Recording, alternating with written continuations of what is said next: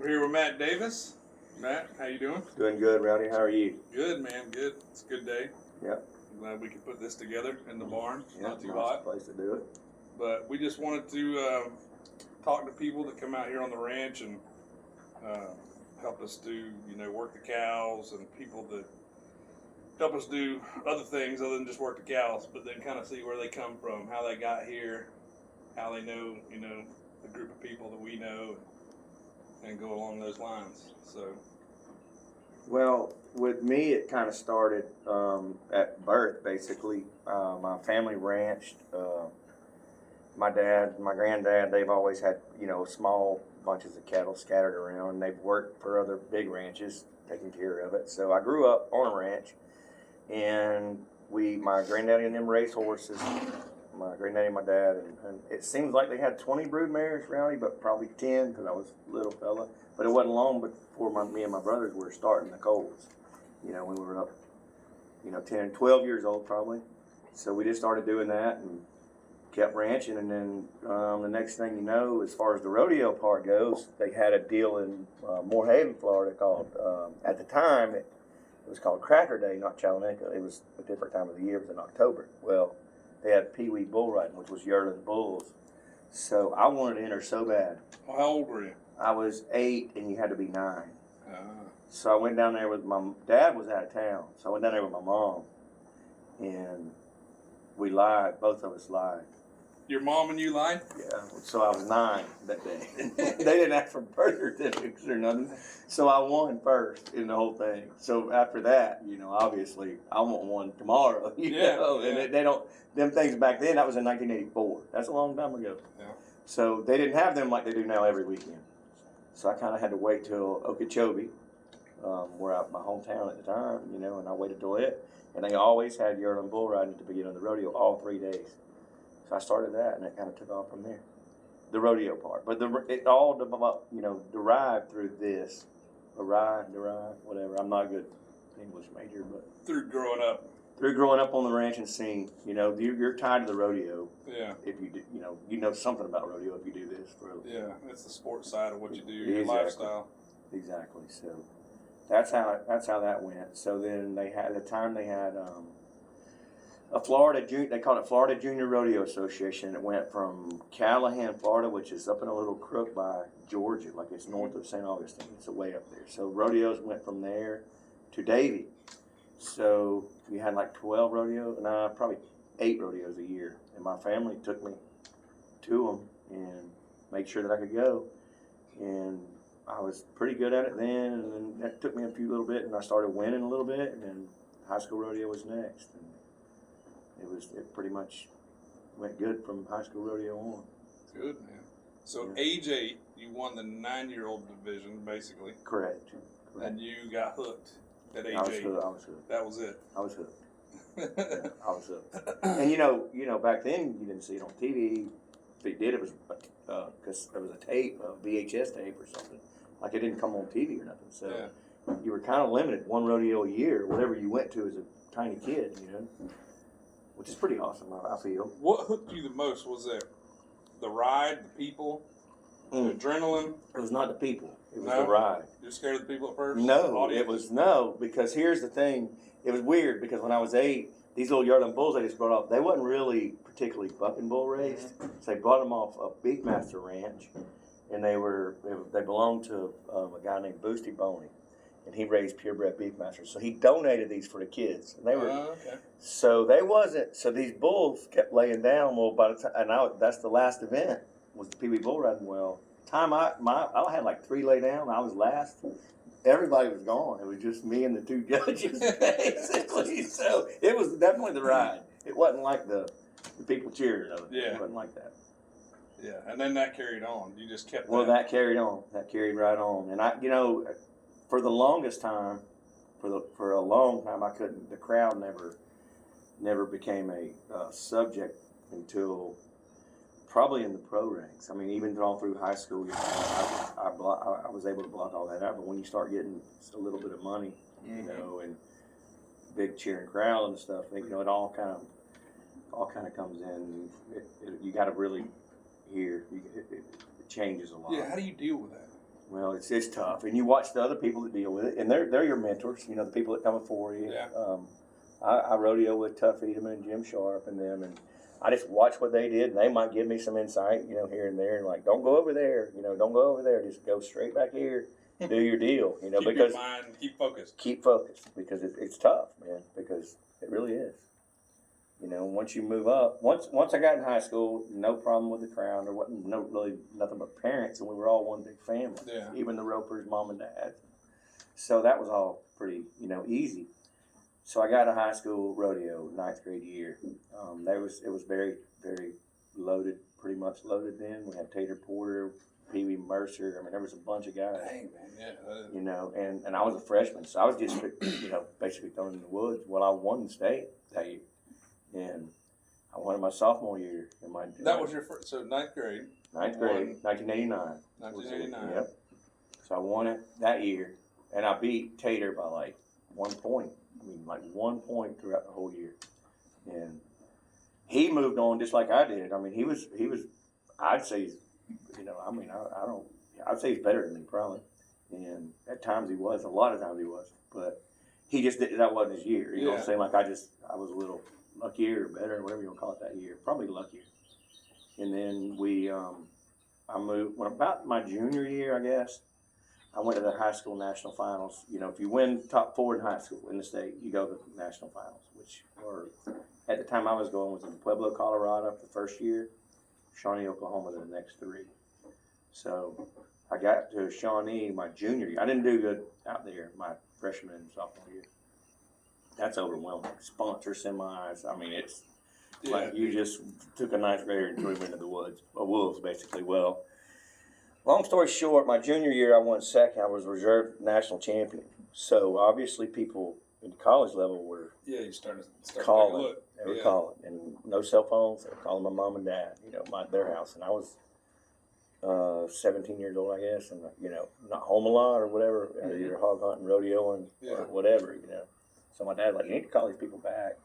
Well, there was one guy the year that I won reserve, and he come to me before they have, out there they have 2 rounds, 2 long rounds. Everybody there from every state gets 2 head, and then the top 20 come back to a short round. So right before the short round, he's like, I want to recruit you, and I want you to come to college. And I told him I wasn't going to college. I said, I'm not going to college, but if I do, I'll go to yours.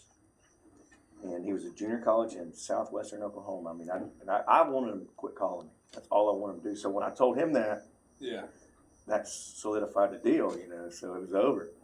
So I went my senior year and won, I don't even remember, 5th or 6th, something like that. I didn't win first, but I was way up. And I went to Denver, Colorado, and I done that in June, went to Denver to pro rodeo in January, and rodeo that first half of that year. Pro rodeo in the first half. Made the short round at Denver, which is only 12. Now it's me and Tuff and Jim and. Dang, all the big. I mean, I made it to the top 12 with them, so I'm thinking there's never going to be another terrible day, you know. So I met this girl back here home, and she's like, "Dude, you don't understand. This guy's giving you college, books, room, and money. I mean, basically, people don't get that." No. So she's like, "You need to do it." Well, I did. So she talked me into it. So I actually started college in January instead of the fall like most folks. So I went out there and I held to my word. I went to that junior college. I could have went not anywhere, but a lot of places. So went there, won 4th at the college national finals, but it was junior college, so I had to move on. Well, now all that stuff starts back over again with the phone calls and stuff, you know, and because they know I can't stay there. I got to move on to a 4-year school.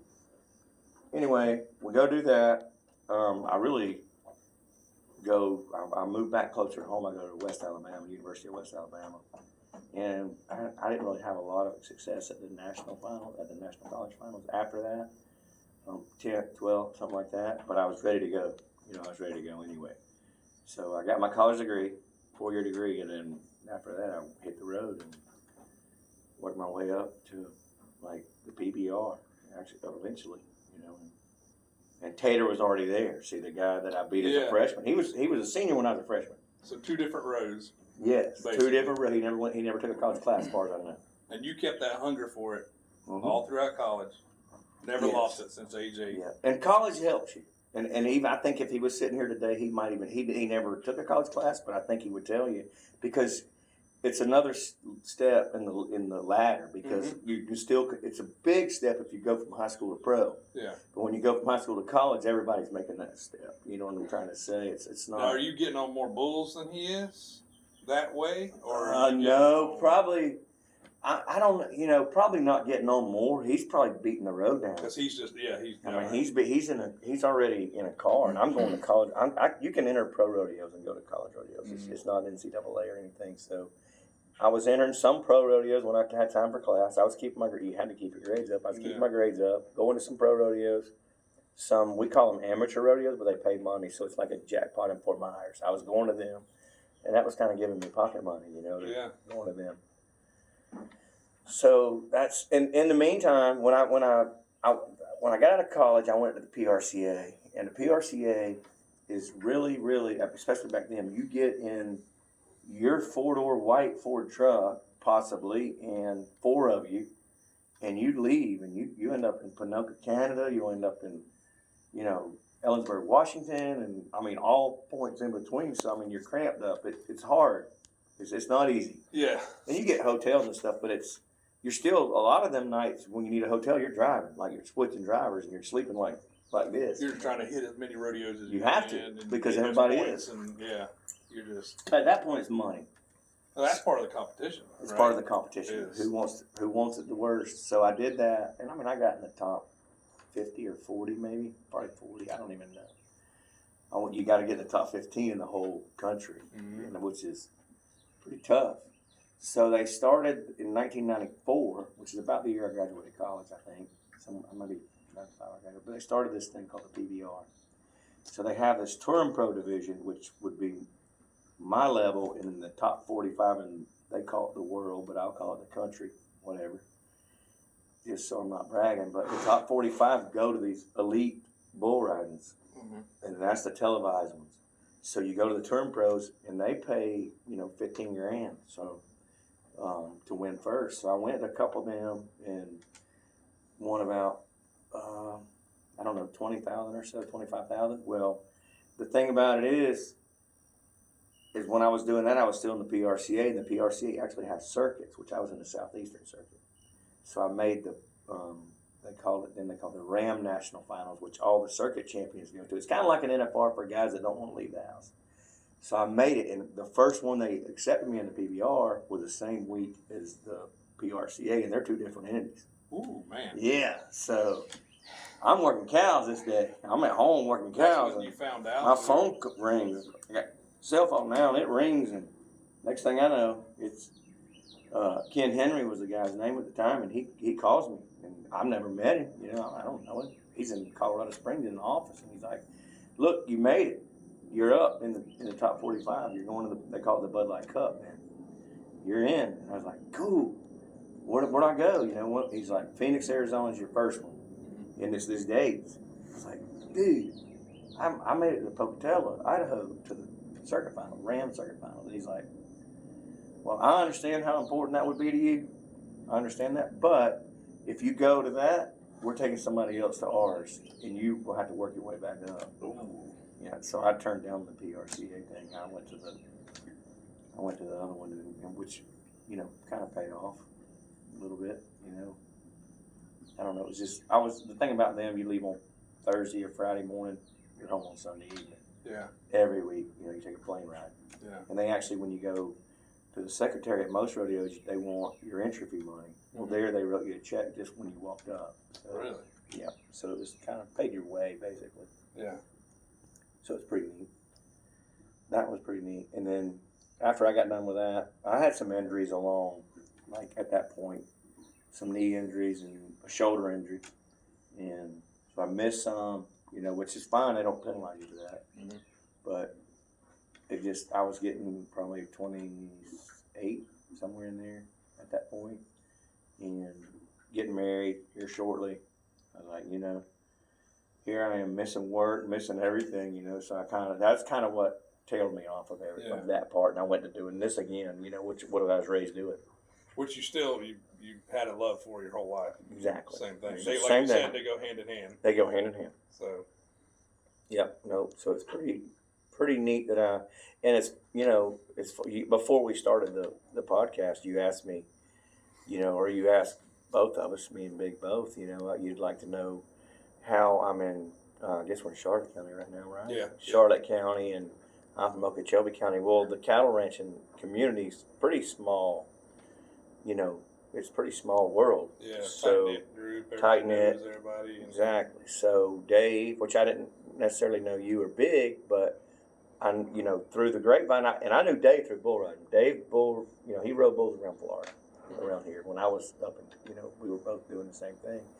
But I never dreamed at the time that I'd be sitting in his barn that he's managing, or whatever, which I'm thankful for, but because I have a lot of fun when I come anywhere I go, I do, or I try not to go if I don't have fun. You shouldn't. You know what I mean? Yeah. So that's part of it too. anyway, Dave, that's how I'm here today, and that's how I'm going to the next place. It's probably through a lot of it's through family, because when you start growing up, you start meeting these folks, and when you start meeting these folks that through your dad, you're watching your dad talk to their dad or their granddaddy or something, and then you're working with their kids, and it ends up being 8 counties wide all the way across the state. Yeah. People will call you if you're decent at what you do, and hopefully I am. I try to still learn. So anyway, but I'm getting old now. I don't think you ever stop learning, but those that have learned the most tend to travel around, and in a way, that's kind of like rodeo. Same thing. I mean, you're hitting ranch after ranch after ranch. Same thing. And you're working with probably a lot of the same guys you rodeoed with.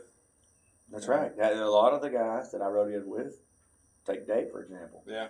I mean, I'm working for Dave now, and I'd like to think, and I think he would tell you if he was sitting here, we work with each other. I mean, Dave's a really good guy. Yeah. And I don't typically like, to be honest with you, at this age to go somewhere. I've been here, this will be my 5th week here. Mm-hmm. And I just don't like to be tied up. I would rather, it's just part of that goes back to the rodeo thing. I'd rather a couple weeks, and I'm 99% of the places I'm usually ready to go somewhere. Because of the crew. Everybody's probably getting that. I don't even know. I can't explain it to you. But this place though, I don't mind coming for 5 weeks. It never bothered me. It's just awesome to come hang out with y'all because we got you and Big and John and Dave and. We all know Whitmire, and, and we all make stabs at each other. Nobody, it's like family. Nobody is immune to a stab. Yeah. It's like family, but if people saw a video of us talking to one another, we hate each other. Yeah, yeah. That's just that's what comes along with it. It kind of builds a big bond amongst everybody. Yeah, it's a tight, close group, but I think from the outside, it's hard for people to understand. Yeah, and the same thing with rodeo. It is. It's very hard. It's very hard. I won't name any names, but one time I was in that. To bring that up, I was in Nashville, which there was this guy, and he was a 2 or 3 time world champion. Like this guy's way better than me. They're on a different level. So we end up in the bathroom, and him and I are friends because we've been all over, or we run into each other all over. Never really rode in a car with him, but traveled with him, but. My point is, we're at the bathroom, urinal. Well, these 2 local guys come in, and one of them gets on this side of me, and one of them gets on this side of him, and we're next to each other or whatever. And this other guy over there by him, he's like, "You're so and so," and he's like, "Yep, I am. That's who I am." And he's like, "Hey," and I mean, there ain't nothing even put up yet. He's like, "Can I get your autograph?" He's like, "Look, dude. Me and this dude over here signed autographs for 2 hours after the bull run. 2 hours. Now we come to this place to have a beer, socialize, and shoot the bull. And here you are in the bathroom with your pecker in your hand asking me for an autograph. I said, you're out. Well, here, that blew up.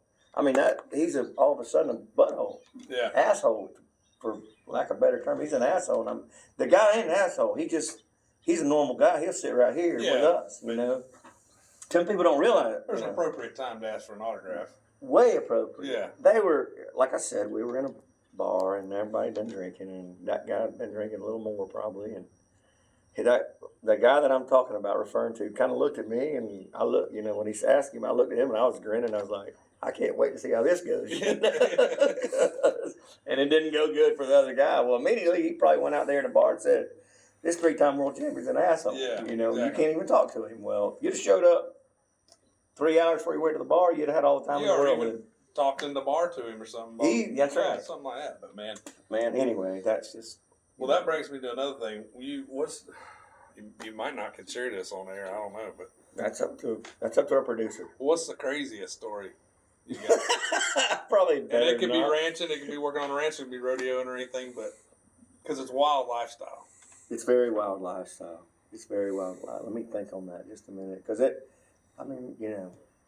I said, I can't say any names, but. Or you can say it was like some of the coolest stuff that you never thought you'd experience. Well, some of the coolest stuff, and we'll keep it, PG rated, but some of the coolest stuff, you get to go, and the 4th of July is, they call it Cowboy Christmas. Mm-hmm. So there's rodeos, bull ridings, everything going on. And when you make it, we'll digress a little bit. When you make it to the PBR, when I was in it, they used to give you like 4 weeks off over the 4th.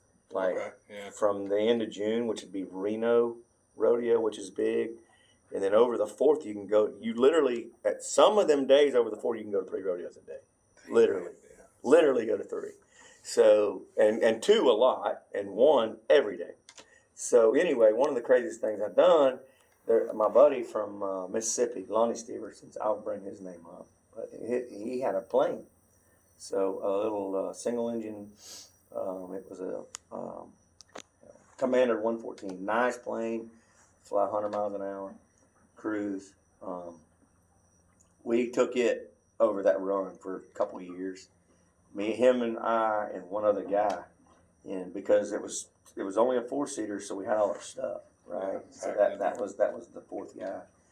So we split the fuel, but every year on January 4th, we would take off, and we'd usually, every time I think we were at Springdale, Arkansas, we would take off at right before dark, because the towns want to get the rodeo done like this time of day, and that way everybody can make their way from the rodeo to the fireworks. Yeah. So when you get up in the air at 5,000 feet or however, whatever we flew, everywhere you look, for as far as you can look, there's fireworks. Like every town you can see. And that was cool as shit, man. Yeah, that's got to be a cool view. That was cool as hell. Yeah, that was, and I had a lot of fun in that plane. There was some stuff, he didn't never do nothing crazy, but we got scared a time or two. One time we went to, in that same plane, it was in June, we went to Minnesota, and I'll think of the town in a minute. Anyway, we're flying to Minnesota, so it's an 8-hour flight from his town in Mississippi, and what this plane did, if you try to do it in a car, you double the hours, so that's how fast, after getting fuel and stuff. So anyway, we get there. Well, the problem with this plane, one little issue with this plane is when you get there to the airport, it could be 15 miles from where you're going, and Uber and all that didn't exist. Yeah. So we would literally fly over the arena. We'd get there 2 or 3 hours early. We'd fly over the arena and we'd look, see whose truck we knew. We did have cell phones. So we'd be like, "Hey, dude, we're here. Yeah. You see us?" And we'd be like, "How's this barn?" And we'd just go over to the arena. "We're going to the airport. Come pick us up." So we're flying into this thing in Minnesota, and the fog up there, we're like, I want to say 30 miles from the Canadian border. Well, the fog, we're at 4 o'clock in the afternoon, and the fog's like 6 in the morning here. You can't hardly see the propeller. Oh, dude, like a whiteout. Yeah, literally. So this guy, he's instrument rated, obviously, and he's good. But when you're landing, he's like, all right. So he's got, at the time, now they got it all on the laptop or iPad or whatever, but they got all that stuff there. But he had a book, and he's flipping papers, and he's looking at these towers. Main thing, the issue is towers, because you got to get down to land. Yeah. And you can't hardly see the propeller. You don't know if you're going to hit a tower. If they had a new tower since the book was made. Yeah. That's the problem. He's like, all the towers are showing up except the one they built last week, So we're going in. Since the book was made. So we're flying in. So he's got, this other dude's in the back. I'm in the front passenger seat, and he's flying. And the only time I ever seen him, sweat's pouring off of him. And he's like, look, this is what you do. You look at he told the guy in the back, you look for the runway. Matt D, you look for the at the altimeter, and I'll just listen to y'all, and I'll look at everything else. And I was like, because he's looking at the faults arising. You know, you've been in one of them or whatever. There's all kind of stuff he's looking at. So I'm watching this altimeter, and he said when it gets to 300 foot, and he don't see the runway. Yeah. We're aborting. Because what's aborting mean? That means no. We had plenty of fuel. Yeah, we're going to somewhere else. We're leaving there. Okay. We're leaving there and going. We're missing the bull ride. I thought he was like jump out. No. We're aborting the whole bull ride. Like we're turning out. We're going to another town and just set it down wherever we can land at. So we get down to like 400 feet, and he's like, "Where we at?" And I mean, sweat's like pouring down. Which if he watches this, he's gonna think that I'm over exaggerating. But we're all sweating bad. We're in June, you know. And I'm like, why you put me over this, you know? Anyway, we get to, because that altimeter, I don't know how many little planes you fly in, but when you get in Colorado, you got to reset. It's not the same flat ground level as it is here, you know. So you reset it. It's kind of, it ain't fake, it's real. But if you don't reset it from here, you'll fly into a mountain. Yeah, It's all manual shit. Well, anyway, we get to 400. And I'm like, he's like, where we at? I'm like, we're at 400. He's asked the other guy, and he's like, you see it? And he's like, nope, don't see nothing. Well, I said, we're at 350. And he said, I think I see it. And then whenever we do that, all of our eyes, you know, look, and we look, and it's closer from here to 31. I mean, which is, y'all know how many miles that is. And that ain't far. No. So we ended up landing. But that was a pretty weird, like crazy experience. It's PG, kind of. Yeah. Terrifying, man. Terrifying. You know, terrifying. And that's, you know, the thing is, when you do what I was doing at that time, your mom and your dad, your mom mainly, you know, she worries about, you're on the road all the time. And you know how that is anywhere around here. I mean, they love it whenever you tell them, well, I'm here. And I'm walking around on ground, I'm not driving in a car, you know, or flying in a plane. But anyway, it was good times. And then when that obviously comes to an end, that's a young man's game. And it comes to an end. So close to 30, I kind of started doing this again, you know, full time. Now, did that hunger to ride bulls, get on bulls, did it kind of go away a little bit? It went away. You started seeing life. It went away. I was getting married. Yeah. And I'll be honest with you, when you're 20 and you're 30, a sore knee hurts way worse than it does when you're 20. Yeah. I mean, it just starts, you know, that's why people retire from that, because it just, you're going to be hurt. I mean, you know what I mean? Like, you're not really hurt if you were 20, but it hurts worse when you're 30. And it takes longer to heal. And then your mind starts telling you, you know, if I get hurt, I ain't got no way to. Yeah, that's it. That's it. I ain't got no way to make no money. Yeah. Period. You know, I wouldn't trade it for nothing, but it's just part of the deal. Yeah, that's an important part of your life. And young man's game, like you said, kind of getting that out of your system too a little bit, because life comes at you. You get a little older, and you're like, well, wait a minute. If we can get about fun bingo. Yeah, if we can get our producer to get a Raw channel, well, I can tell you some more stuff. Yeah, we'll work on that later, but we'll work on that. Yeah, because I mean we keep it kind of PG right now, but there is more stories, you know, more different kind of stories than flying an airplane, but. Yeah, this whole thing was about, y'all said was about asking me questions. And because I'd known Dave, and I'd known a lot of other cowboys and stuff around the area in Okeechobee and all that, and I'd heard of you, but I'd never met you. So when you came out here, I like to know people's stories too, everybody's stories. And of course, your brother comes out here to work and stuff too. And he does, and he never really rodeoed. He did a little bit in high school, but he's done this his whole life, and he's good at it. So he's good at it. Would you say you're better? No. I don't say that. That's safe. You don't say that. You know I don't say that, because you got to get me in front of this camera to ask me. I just had to do it. You had to do it. No, which I think is funny. He didn't read the paperwork and what not to ask. Yeah. Producer put the paperwork out there. You just put on script right there. Had to do it. But we'll work on that. No, I don't judge anybody at all. We got a good crew here.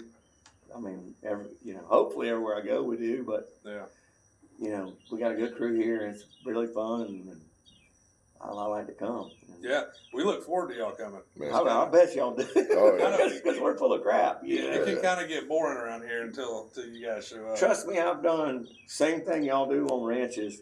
like when nobody's around but us two, say, Yeah. and I mean, it Yeah. does get a little bit monotonous. So, Yeah, you got to find stuff to do. yeah, it gets monotonous. What's the farthest you've gone? Like to ranch, to work? Oh, day, to ranch. Yeah. I thought I was still on road. To ranch, I've been to.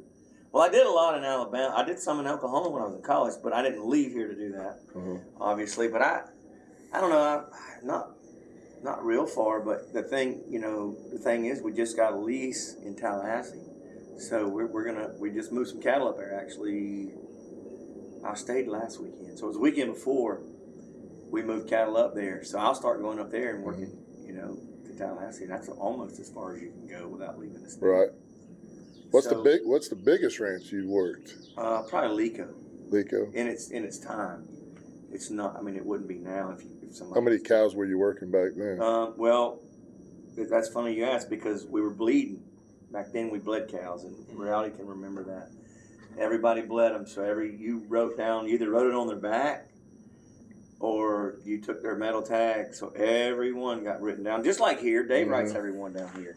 But that was bulls and grown cows and grown bulls. We did 16,000. 16,000. 16,000.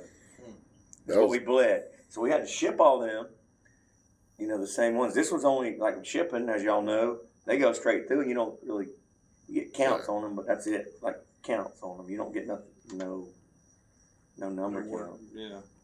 So at the time they had 90,000. I want to say that could be off. Somebody sees this, correct me, but 90,000 acres, and we done 16,000. That was counting bulls. That was counting anything that had to be bled. Which I'm telling you, I'm glad them days are over. Right.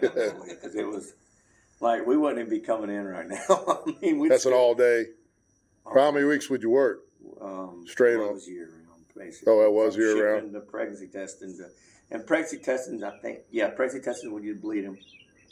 So that'd be you bled them one time a year. So we'd bleed them we'd ship them, turn them out close, same way we do here. Turn them out, and leave them kind of close. Go back and get them. They had.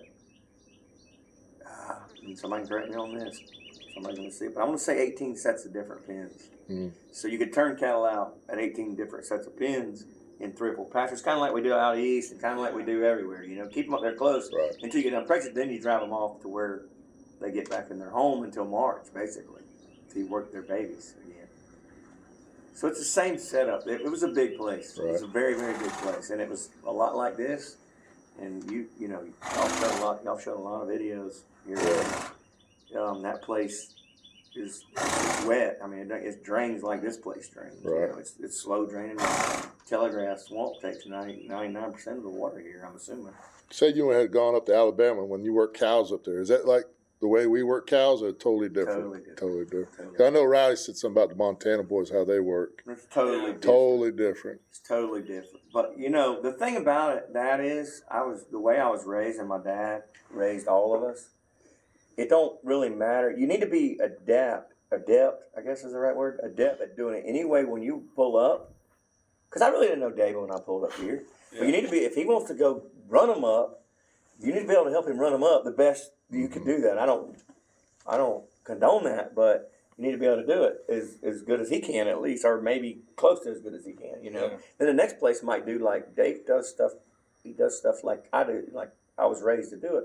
Hold them up, drive them, and it's 4 miles. It seems like it takes forever, but that's, you get every cow, what you get. What you don't find, you don't get. You got to go back and get them, but that's just part of these big woods.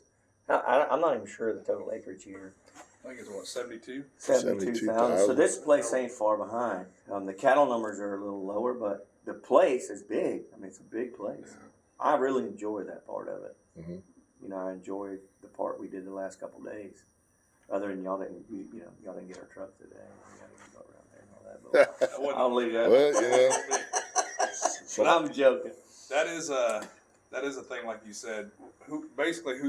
Whatever place you go to, you just do it like the man tells you to do. You got to, or you'll get fired if you don't. Yeah. I mean, they won't call you back. They won't necessarily fire you. They just won't call you back. And it's like the farther you go, it's probably a lot different. So like out Montana, California, Mexico, wherever. But even here, like on a micro area, you're going to have this guy doing it different, this guy doing it different, little different. And then you said you like to learn different things and stuff, so pick up things from different places and what works, what doesn't work. Yes, exactly. And then you kind of use that on your own deal. I do. That's right. The more you go, you see a lot of these, and I didn't realize it until 10 years ago. You see a lot of these kids that per se was born and raised right on a place like this, and they win every day. They win every day you work cows. Like, you might come in a day work, and that kid would be 14, 15, 16, 17, 18 years old, and he's been doing it since he was 12 years old with his dad. Well, he really don't know jack shit, to be honest with you, because he ain't never went out away from that place. They're going to do it the same way. They're not ever going to change nothing. Yeah. And, as a person like me that comes in and has been to a few different places over the years, I'll be like, hey, it'd be a lot easier if we would try this. Well, no, we're not trying it. They tried that back in '52. This is how Granddaddy did it. This is how we're all doing it. Yeah. Granddaddy tried that, or whatever. And I'm good with that. I'm fine with that. I'm not saying that's bad, but the problem is this kid, they never let him leave. Mm-hmm. And I always said I never, obviously ain't had a ranch this big or a big ranch at all. But I always said if I ever got one, I would take my kid and say, all right, when they got 18 years old, or if they went to college, after college, whatever the case might be, when they got on its own, I'd say, look, you need to go, here's a truck, here's a trailer, you need to start getting some work. Go get some work. And work, all I ask is say yes sir, no sir, and work your butt off. If you do that, they'll keep hiring you, and you start learning from a lot of different ways. I learn a lot from Dave. I mean, I learn a lot everywhere I go. Yeah. And I'm hoping he might learn something from me, but if he don't, that's fine too. Dave's pretty hard-headed fellow. He probably wouldn't tell you if he did, but yeah, I'm sure he has. I like Dave a lot. Yeah. He's really good. Nobody can work for Dave Yates, and he really can't work for anybody, I don't feel so. He's not that good of a cook, though. That's what y'all say. He's kind of cooking, and that's going to be old JP that shows up on this podcast occasionally. Yeah. JP Whitmire tries to, take that a little bit. I don't know if you did them videos upload? No, they did the only one. All right, I gotta figure it out. I might have to. I don't know why they won't. Just anyway, slow. We gotta. They'll come through. It just takes time. Yeah, we're at like Ranch Hand golf tournament. It will eventually get posted on this podcast. I'm assuming we'll put it on here. And there's just. I like how you slipped that in on there. It has to after the way John ran his mouth today about how he's the greatest golfer in the world. Gosh, did you see how he's holding that golf club? He went hard today. He got me thinking he's Tiger Woods. Yeah, but I kind of beg to differ. But And old Matt started rubbing his. For betting against you. I don't care. That's fine. I feed off that, Rowdy. I figured Whitmire is in the land of golf courses up there on the hill. And I'm like, he's probably got to go all the time. But I didn't know, I thought you were going to get in his head. Well, you know what I told him, and he didn't do it? After hole 2, I think, might have been 3, and he'll rebut this, but whatever. Anyway, I said, you need to go ahead and text Rowdy and say, I was in your head when we pulled out the entrance of the ranch. I mean, he's screwed right now. Well, when y'all walked out, I could kind of tell, like, dang, he's already in his head. Whatever. I won't bet against you again. Not after that. Well, I got to pay this man. I'll tell you when to bet against me. I'll do some insider trading shit right here. All right. I'm not gonna say I'm that great, but I kind of knew I could get him. So I kind of knew that. You didn't give me a chance to give you any heads up. Big had me. So and I'm good with whoever. We're splitting it. Whatever. Well, I hope we can get that going. I think that'll be fun. Well, we really do need to do at least one and fill it out. Do a ranch hand, we'll call it whatever we want to call it, ranch hand golf tournament. We'll do it at Babcock National right here. Mm-hmm. Have our awards at the Gator Shack. All that'll be all paid. The awards and the lunch will be paid for, and a bunch of guys that I know that do the same stuff we do go to tournaments around. Bounce around. So I think we could make it happen, and I think it'd be a good deal. And we, like we talked about yesterday, the day before, all the proceeds will go to one of our selected charity or whatever. So I'm really interested in that because I like to play and I don't get to play enough. It'd be good to get everybody together too. I mean, that's right. That's the one thing I think even we have to keep as a country, but much less in this state too. Like, kind of keep everybody together, get everybody involved, doing stuff together. That's right. That's right. No, I agree. It's fun. It's fun. I'm the most social guy you're going to run. I mean, I really am. Yeah. I mean, this is a little tough, but I'm the most social guy. Yeah, me and you and him could do it if the video wasn't on, but I'm very social. So that's a very social event. Yeah. You know, like, hey, how you been? I ain't seen you in 3 months. You know, you ready for your ass kicking today, or you know, I mean, Yeah. You know, get so, healthy competition too, man. It's kind of be like rodeoing, I guess, a little bit. it kind of is. And when you do that, you know, for a living, basically that's your goal. You gotta basically. I mean, it's competition, so Yeah. you get very competitive. You know. And I'm a little sometimes over competitive, like at a family softball game. You know, I'm trying to strike out the 3-year-old, whatever he is. I kind of think all cowboys are competitive. Even when they're out there riding, They are. they are. I'm telling you right if now. you're not, you're kind of behind. Yeah, you're behind. You know. So. Yeah, I think No doubt. I think it's interesting when the Cowboys come in, like him and his brother, Catfish, come in from Okeechobee. Then you got other, all get together, and then you watch. They're all different in a little way. Yeah. But they all get along. They all teamwork up. But you can pay your dues too now. You're gonna, if you don't, you ain't. tell Buddy Duke. Yeah. You know, he's one of our guys. Yeah. Here usually he wasn't here. Him and Catfish wasn't here this week, but. Buddy Duke, he'll tell me right now. I'll be like, "You better chime in on a little bit." I learned a long time ago. If I just sit over here and don't say one word, then nobody jumps on me. You know, I don't have no. And that's what he does. Yeah. And the old Catfish will say. I think there's a lot of testing. Catfish will get on Whitmire and he'll say, "Tell him, Buddy." And Buddy like, you bringing me in? I ain't said a word. You know. I like Buddy's demeanor. We gotta get, you know, and this podcast we'll get some of that, you know, because it gets pretty intense, and some people think that we really don't get along, and we really do get along really, really good. Yeah. You know, it's just part of it, because if you let your guard down, you'll be the bullied instead of the bully, you know, and not that I'm a bully fan, but around here I am. I like to keep up somewhere up here. Yeah, I mean, I guess it's kind of like an initiation deal too. It is. You feel each other out. You do. See who can take what, and there's a trust. I think big trust factor in that. If somebody can't take something, or I think they're taking themselves a little too seriously. I you agree. gotta kind of know that person ain't gonna take themselves too seriously, and one way to do it. So. I'm glad you brought that up too. For these young Cowboys, they're gonna watch. Yeah. This is good for them to understand. It's a part of like fitting in the clan. I like, you know, it's a fitting into a group.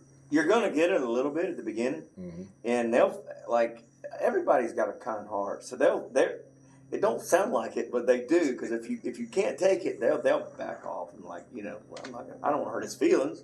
Yeah. You know, I want him to rebut me. I want him to be witty. You know, yeah, you want the attack just as bad. Yeah, I'm thinking he's fixing to say something. Did I just say something wrong where he's got an end now, or you know, you got to keep it where he don't have an end.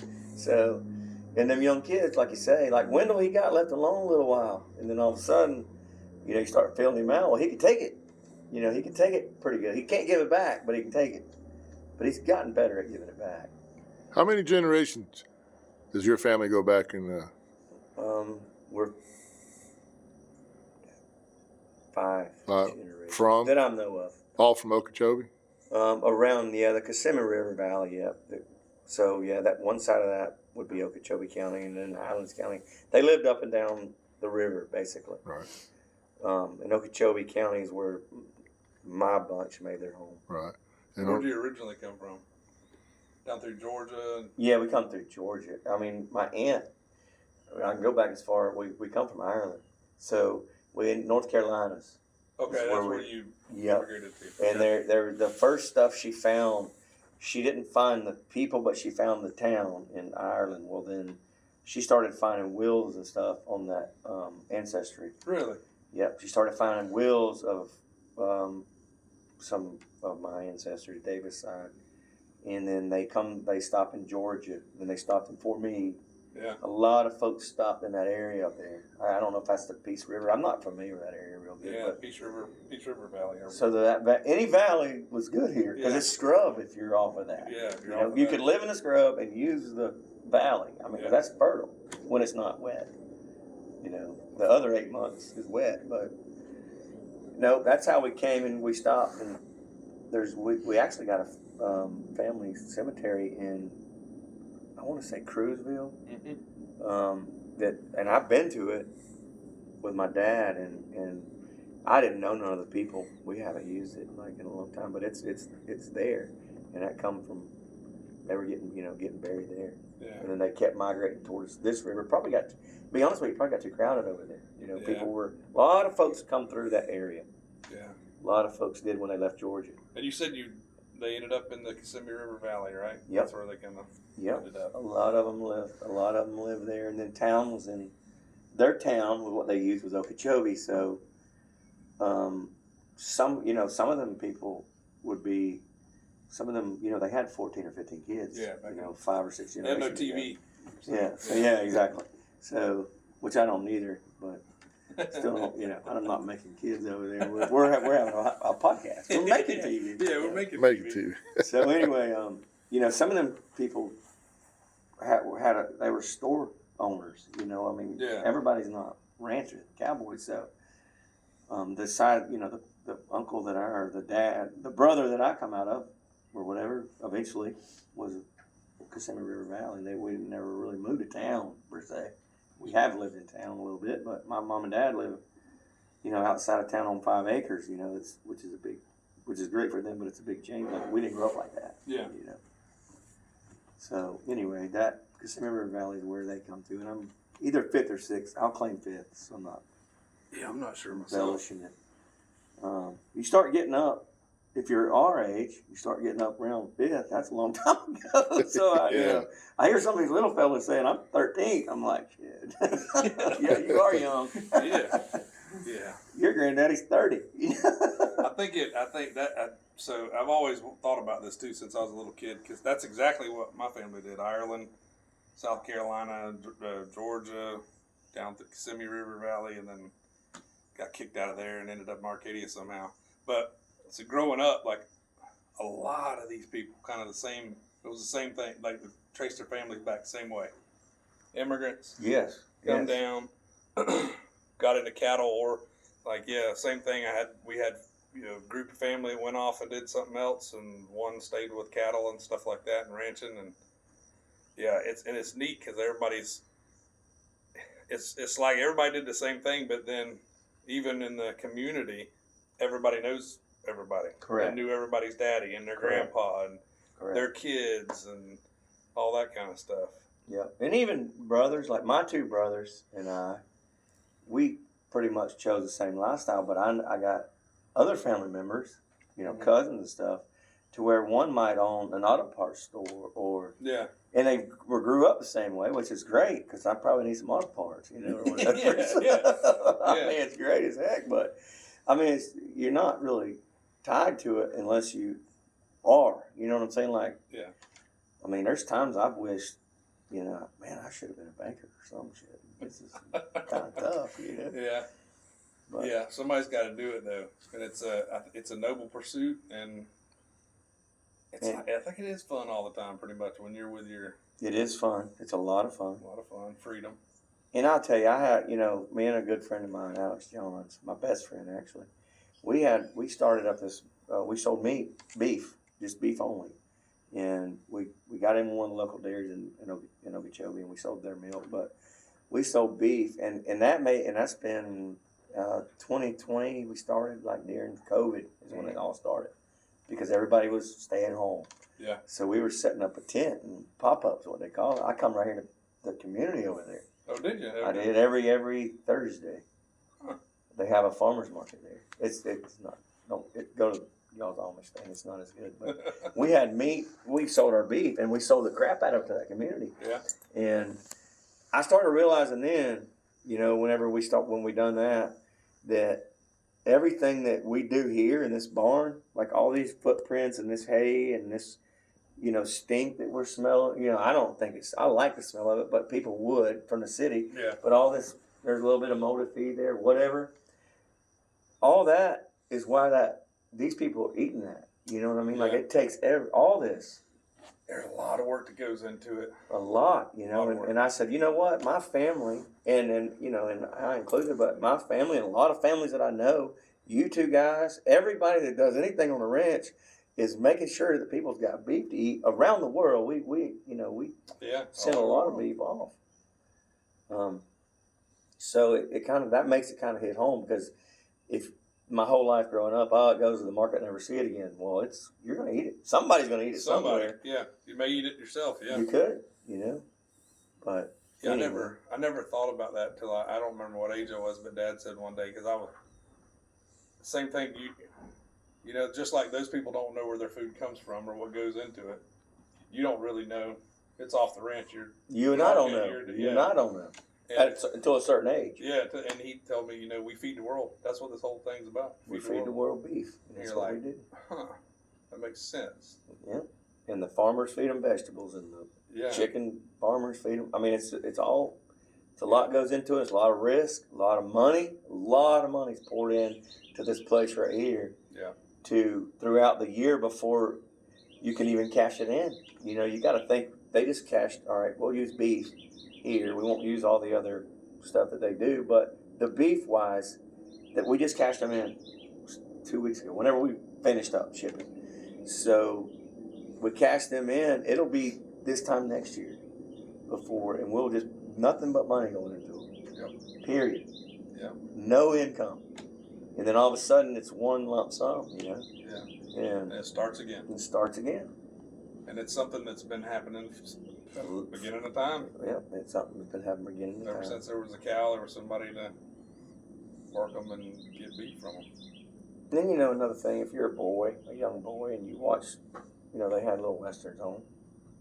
Our good boss Dave, he likes Gunsmoke. I'm not really a fan of Gunsmoke at 50 years old, but to each his own, whatever. I kind of outgrew that at 12 or whatever. It's better than the Waltons. It's a little better than I love the Waltons when I was 12. John's going to fight that now. I know. John's going to fight that. Yeah. He enjoys the Waltons. I'm not a big fan of any of that because, which I'm more, I don't even know what you call my generation, but whatever.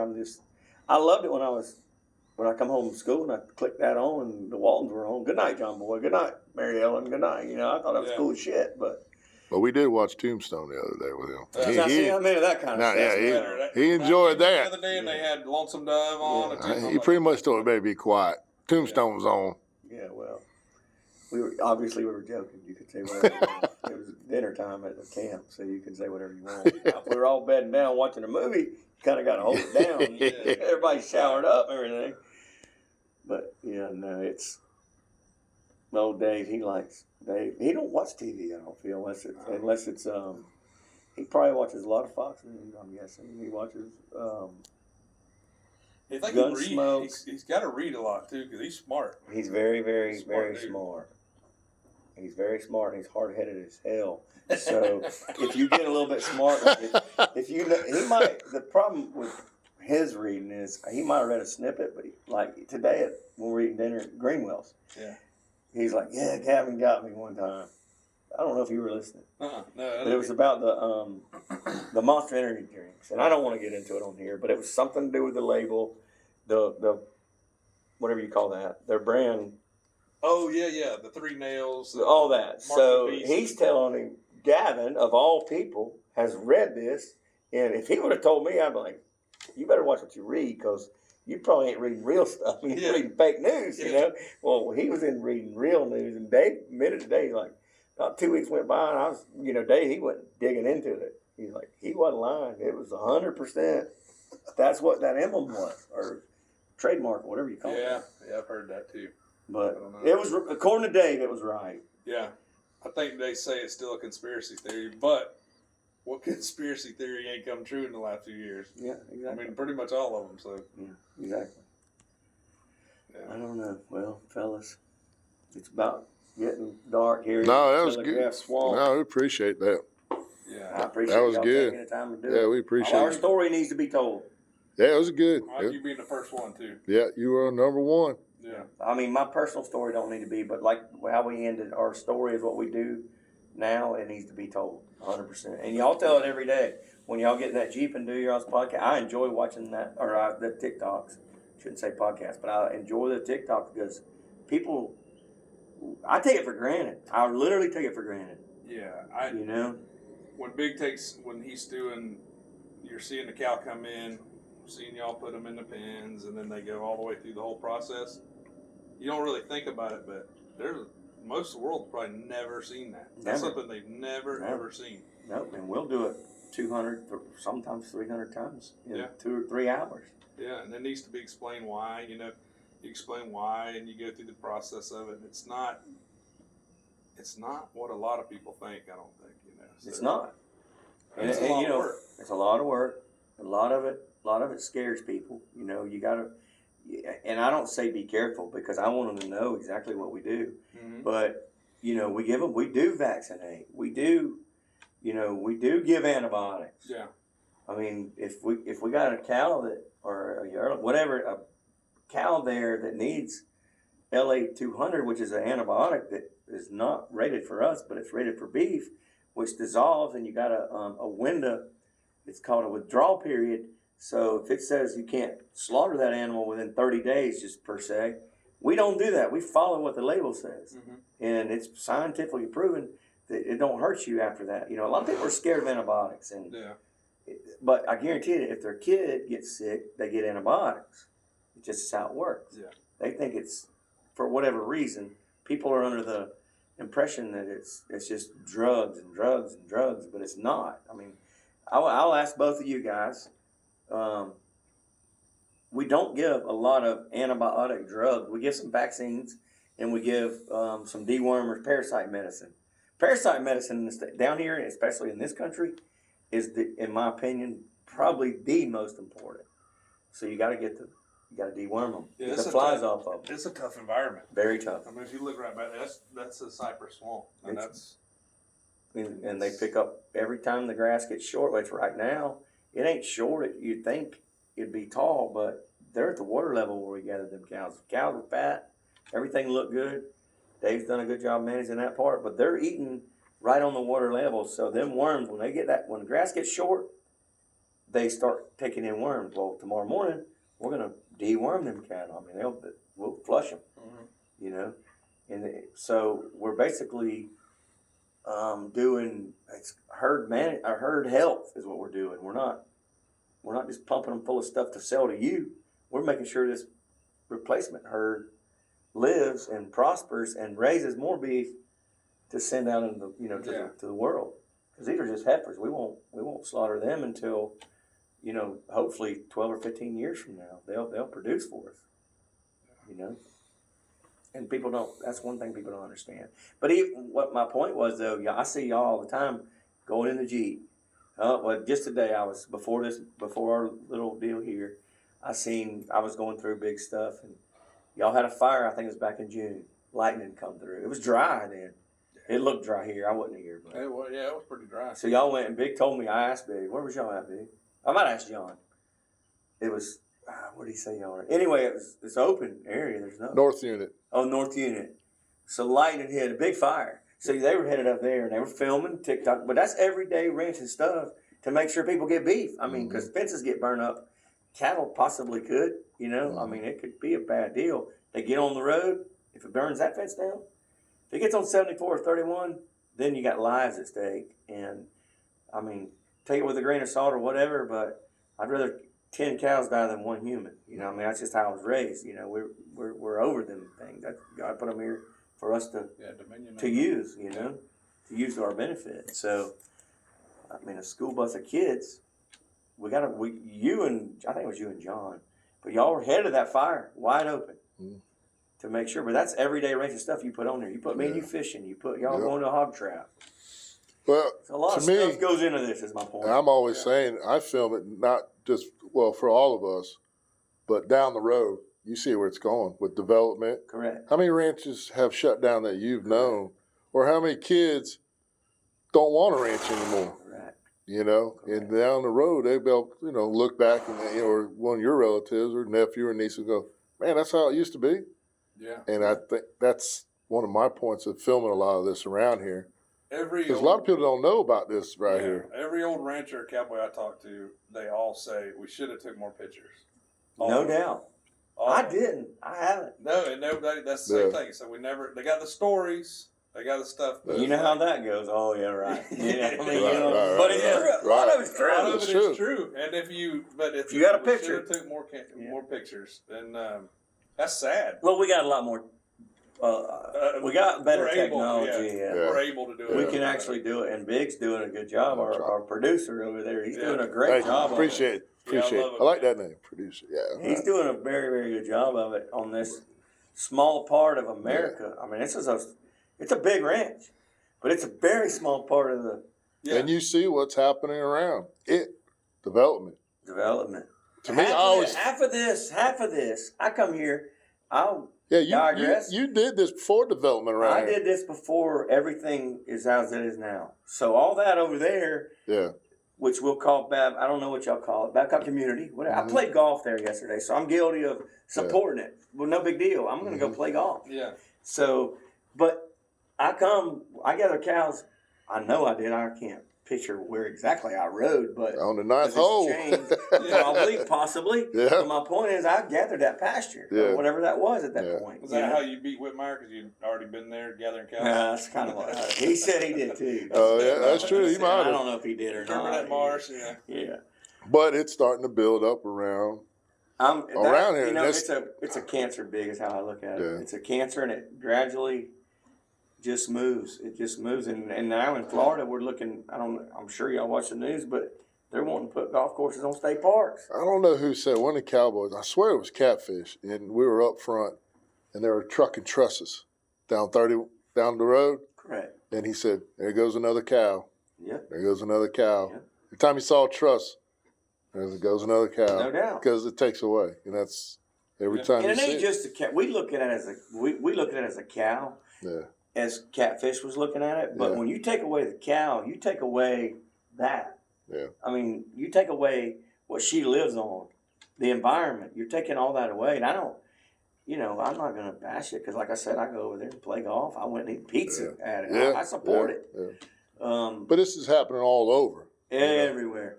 In Florida. Florida's the worst. Yeah. Florida is the absolute worst. Over 1,000 people a day is moving into the state. Over 1,000 a day. Now, granted, some's moving out, but we won't use that number. I don't even know how many that is, but there is 1,000 new ones literally coming in every day. That's why they don't have any problem putting the last nail in a house over here. Yeah, it's gone as soon as they do it. They sold. And I get it because I love this state. It's beautiful. I love it. I don't want to move anywhere else. I love the history, the culture, everything. I'm with you. And it can be done the right way, smart way. Because we do want to keep all this. We want to keep all this stuff out here. I mean, where we're at now is supposed to be here forever. Well, one of the problems with that is, Rowdy, it can't. One problem that won't let it be done the right way, and nobody looks at it because we're basically where we're sitting at, and we don't have the same. People don't look at us the same as South Louisiana, but we are. I mean, it's a swamp land. Yeah. I mean, I didn't take a dry step in my horse today. Not one, I don't think. Unless I got on that paved road coming in. I'm lying. But my point is, we are swampland, and so we're known for water.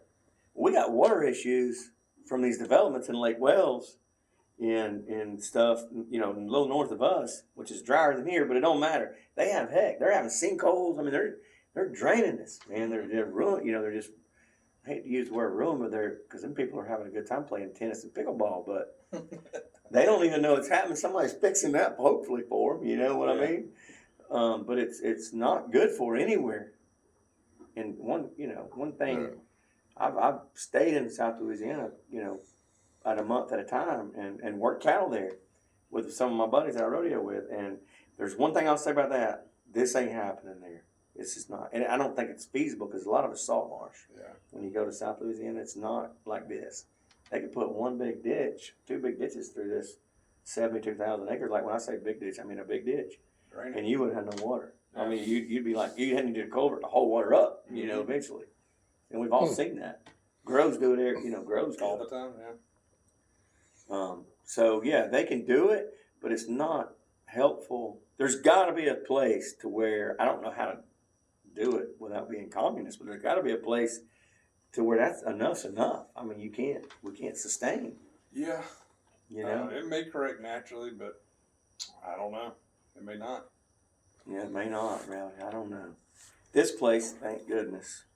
I've seen a lot of ranches sell and elements go in. It's all asphalt, concrete jungle. Yeah, and broken down, smaller. Yeah, they go to the county commission. I said, yeah, you can sell it, but it's going to be 20 acres. And then 10 years from now or 20 years from now, well, we can do, the infrastructure lets us do 10 acres now. We can have another house. Yeah. So that person will sell half his 20. You know, then it gets into that. Yeah, and It's all about the money. We know that. Yeah, money's the biggest driver. Money. But I mean, there's got to be smarter people than me out there that got to come up with a better way, some kind of balance or something. I don't know how you do it. I don't know. I'm not. But well, I can remember. This is what I can remember. I can remember reading on both coasts. All right, I-75 and I-95. We got, and I mean, I can remember hearing people talk about it. Probably me not reading it. They're going to stop development. Everything's going to be that way and that way. Yeah. Like, and I'm not talking about Okeechobee City because that's generations coming up, you know. But we're talking about developers. New city. Yeah. Back then it was Bergen DeVos. I mean, it was big. It was this type of people, and they just go in there and make another city like bigger than Fort Myers, basically, or as big. So it's creeked across, obviously. Yeah. You know. I don't know. I hate to see it go. I'm glad this ain't gone, but obviously. It ain't just, like I said, I'm 50, so it ain't necessarily for me. I like to be able to, you know, to know it's going to be here. And hopefully this will be forever. Hope our state honors what's going on here. And a lot of people that I talk to that are moving in, they don't have a clue that this stuff is here. No. You know, when they're coming, it's beaches, Correct. orange groves, and that's kind of it. And so a lot of people I run across that go through one coast to the other, go through the state, I say, you got cows? They got this? You got this? And it's like, yeah. I mean, and when they get here, then they're like, well, shoot, we got to save this. We got to preserve this. Correct. And it's like, well, at some point, we kind of got to slow down a little bit. But I'm not communist, but there's ways you can slow it down to the developer and make it cost him money. You can do it, but it's fixing to cost you a shitload of money. Yeah, and I get that people want to move here. If I lived in where it snowed 6 feet of snow, like I'm coming here, but you can't turn this into what you leave. Like that's the biggest thing is. I mean, there's no place in the country like this down here. There is none. And even with the history, I mean, it's the oldest city in the U.S., St. Augustine. Correct, oldest city. The many flags that flew over this state, you know, it's super rich in culture, history. It's an amazing state, and I just don't want to lose that. I don't either. And you know, and I think that goes to rural-minded folks like yourself. Because I went, it'd been, I'd say 2019, I went to South Dakota with my daughter to the junior high finals. And I met a guy, and he said, come to my ranch and ride around. So I did. And me and 4 or 5 other guys, and he had four-wheelers, and we all got our own four-wheeler, but we drove around the ranch on four-wheelers. And we drove, and I know he ain't lying. I mean, I'm assuming he's not, but there's a big circle of big rocks, like this big. Like a perfect circle. And then you go, not a quarter, probably 200 yards, and there's another one. And he's like, I know what them are. We're like, no, them are teepee circles. So they'd make a teepee. Them things have never left. That's what held down the edges of the teepee. Yeah. And all of that rotted, and they're gone, but the rocks are there. Still there. So it gets so cold there, like they don't have our exotics. You know, like here, you'd have to cut into it to see a rock from our stuff, our invasive stuff. You know, pepper trees, palmettos, which ain't invasive, but I mean they take it over. Yeah. There it gets so cold. Well, I asked that guy. He was 70, and I was like, we were finishing up, and we parked the four-wheelers and were fixing to leave. And I was like, by the way, I meant to ask you, what's the coldest you've been here? He's like, well, it ain't the degrees. I've been like a day or two. I've been it's been very cold, minus 30, minus 40. He said, but he gave me the year, and I'd be lying if I quoted him.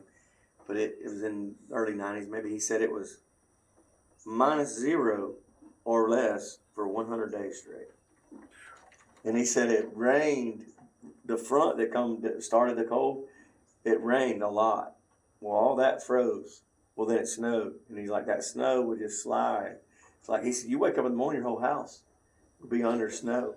So you'd shovel out of that and go chop water troughs for your cows. Yeah. And when you come back that afternoon, all the wind would change a little bit. Well, it'd be on your barn because it would get off your house. The wind just moved that stuff around like. And I was like, you ever heard of, and I was wanting him to come. He was 70. I was like, you ever heard of Florida? Yeah. He's like, I hear it's hot down there. I'm like, yeah. You know what I mean? Part of it. But. And a lot of them folks are stopping in Tennessee actually now. Yeah. Midways. Yeah. That are going they don't have to shovel snow per se there, you know. Not too much. But the rural people, he ain't leaving that. No. And his boy, I met it, you know, his boy, he was 70, his boy was 40 or 50 or whatever he was. And he's like, no, we're going to, I mean, this is their life. This is us. Yeah, that's their home. They ain't moving. So we're the same. This means more than anything, this state, you know. Yeah. I'm like you, I take a lot of pride in 1521. These cattle that are right out here are genetically tied to them cattle first cattle in the United States, period. Mm-hmm.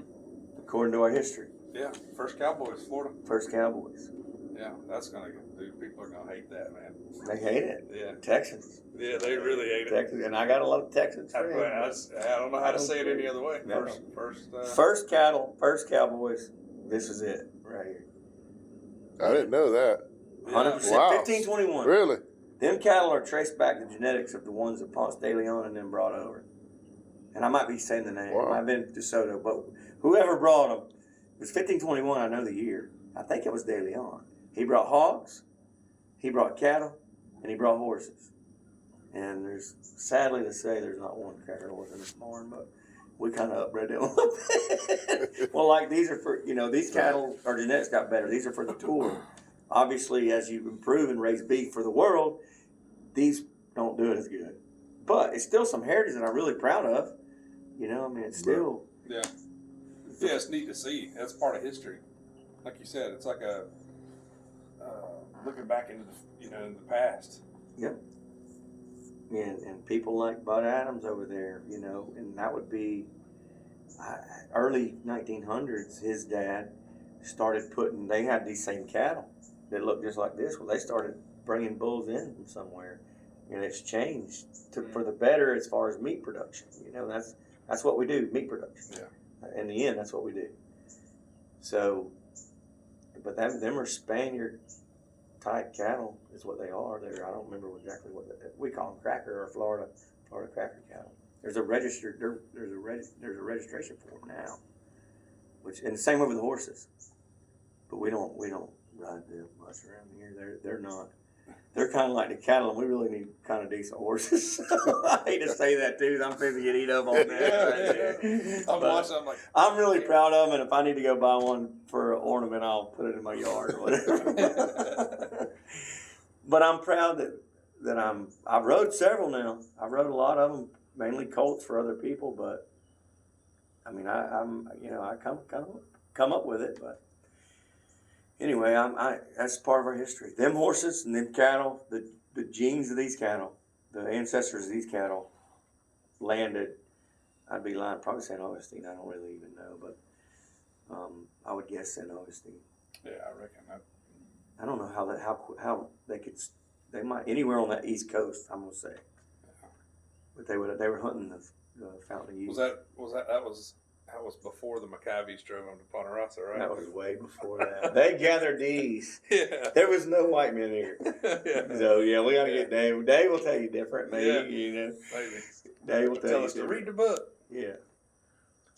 But one book you said you didn't read was Jacob Summerlin. Yeah, and I got Dave on it. He's going to order it so y'all can pass it around. Yeah, it'll be good. That was in this. It's kind of a thin book. That was over this. Polk County to Punta Rassa. He's the Punta Rassa guy. Okay. He is what that book was made after. He had the shipping yards. Down in there. Okay. He had what he called pens between here and St. Augustine. He got so big between here and St. Augustine, he called it pens. It'd be 700 acres. And he would gather cattle up. He got so big, his trade got so, and it didn't last 4 or 5 years maybe, but he got so big with Cuba that he needed more cattle. So he would go to Lights Brothers, and he would go to anybody he passed. He'd go buy a little farm with 18 head. Y'all got anything you want to sell? Because I'll bring you your money back. Yeah, I just gotta have I it. got to have it to go to my shipping yard in Ponderosa. He's the real deal. He's the real deal. Where I lived in Moorhaven on Lake Hickmachee, the Army Corps engineer, when they dredged the Caloosahatchee and made it, they dredged it. So made it straight. When they got to Lake Hickmachee, that thing never tied into Lake Okeechobee. It went to Lake Hickmachee, and then it kind of marshed to Lake Okeechobee is what it did back in the day. So they wanted to dredge to there through the middle of Lake Hickmachee, and then dredge it on through that marsh. Make a canal like me and you were talking for here. They called him, literally called him, no fences, no nothing down here. They said, you're the man that would know the best way Cut it to through. get, and he started literally, he had to have, and this is my opinion, I didn't put my house there for this reason, but he had to start, because I was right on the channel of the Caloosahatchee. I was on the Caloosahatchee. From here to the end of the barn was the river from my house, and it went right, Lake Hickmachee is right there. So he had to start there and say, if we go through there, he probably had canoes, I'm assuming, but he showed them this is the way, because his cattle, he claimed his cattle would be on that lake when it was dry. He had to gather all the way to LaBelle from Polk County. That way he used it all. He used it all. And he found out where they wouldn't be in these scrubs, or they wouldn't be, and he had driven down the north side of the Caloosahatchee, which was basically a river, marsh river, before it was dredged. And there was a crossing or two. Any time of the year you could cross them. And he knew where they were at, and him and his two boys, they hired a little bit of a crew. Anyway, that's more history. That's for another episode. And that's this state's full of that. Yes. Full of it. That I don't think there's enough written about. No, There's a lot of there's stuff not. about out west and things like that, and I get it. I love that stuff. I love those stories too. But there's not enough about down here. And Well, our trade was with Cuba at that point, and not long after that, or during that same time, I don't even know. We'll say out west, we'll use Texas because that's where the cattle drive started from, for the most part. Their trade was in Kansas City or Dodge City. The rail had to go up east. yeah, I mean, that was their deal. You know, it was totally different. So theirs were highlighted in movies, and ours was. Yeah. We had Bon Mazel and Frederick Remington. and we were getting paid in Spanish doubloons still. We were getting paid in gold. Yeah, in gold. Getting paid in doubloons, yeah, in gold, which is probably better than they got paid. But there's cash, but they had, according to folklore, and another book that you should get, anybody watching, is A Land Remembered, which it's based on a lot of this stuff, I guess. I gotta be careful what I say because Dave will eat me Historical fiction. up. It's historical fiction. Thank you, Rowdy. It's perfect. That was perfect, Rowdy. Well, I had your back on that the other day. That's what I was trying to explain to him. Ooh, It's it not- was heated. Yeah. And whatever. It all happened, but the McIvy's never existed, and you catch yourself, and I've caught myself, and I've caught Dave. Yeah, Zach McIvy, and then we're right over here. I'm like, no, they wasn't, because they're not real. It's somebody else. Yeah. Maybe, possibly. And then he's like, I measured it. And they said how did they know how many miles it was? They said it was 14 miles. I wish Dave was sitting here, because this podcast would go for another 4 hours if we let Dave. But my point is, I was like, they said the book said it was 14 miles, and he said I drove around there and I made sure I odometered it. I was like, how did they know? I mean, They didn't have an odometer. they didn't have nothing, and they wasn't real skillful like maritime people. I mean, they wasn't. Them people were pretty damn good. They were way better than these landlubbers. You know what I'm saying? Like Yeah. they didn't give a shit how many miles it was. We just know we got to go to that cypress tree. When we get to it, we can go that way. At that Yeah. point. Well, this is all new territory too, so it's kind of hard to. Very new. But, yeah. And I've heard stories of this, not necessarily right here, but Florida, a long time ago when they started surveying it, of people would measure, and I almost put this on Dave, but I didn't. But I might tomorrow. Anyway, they would measure how far their horse's foot stepped. Because it's woods. right? So it's rough. I mean, it's bad. You know, it's not easy. No fences, but it's woods. So they'd measure this left front foot every time he takes a step goes let's just say 2 foot. Well, they would put like a red bandana or something around his foot. Well, they would count. And they actually drove section markers supposedly down on there, and they ended up being wrong. You know, they ended up not, once we got technology started coming along, them section markers would be off, but not as far as you would believe, but they would be off. They wouldn't be precise as we got now. I mean, now they come from up there, you know. But literally in some of these counties, Polk County is one of them, this one guy, he surveyed a lot of that county doing that. With a horse. With a horse and counting his foot every time it hit the ground. Oh yeah, I guess how else would you do it? They didn't have wire. You couldn't walk through it anyway, but they didn't have. It's pretty efficient. But here's the thing, though. You ride a horse through some of that stuff I went through today, you got to go that way for a little while. I mean, it's going to be off a little bit. You know what I mean? You can't just go straight. No, you couldn't. But they done the best they could. Well, they would sell that land. Once it got surveyed, then that land would become somebody's. You know, I mean, this is it. They were basically putting section markers. Well. Yeah, we can go ahead and wrap it up. Yeah. Rowdy, I enjoyed the talk, and we'll do it again. We'll continue it. Yeah, man. Later on. Yeah, we got to do like some part 2, part 3, because we got to get into some of those stories. Yeah, we'll get into that. Rodeo stories. We'll get into people that. you've met. If we don't if our producer don't get us a raw channel, then we'll have to just have to put a disclaimer up there. If you got some sensitive ears, you probably might need to move on. You know, don't listen to this. Yeah. Which will entice you to listen. See, that's how it all works. Yeah. Then you can't turn it off. We'll have to get a Patreon one to do that. There you go. Yeah. They'll definitely want to look into it. But anyway, thank you, Big. Yeah, I for appreciate producing it, man. Yeah, man. Appreciate you being here. It's Appreciate you, always man. enjoy when you all show up, you and Catfish, and it's awesome. Yeah, y'all are good people, man. We like having you out here. Well, Most we like definitely. coming. It's ditto on that. All right. We'll see y'all in the morning.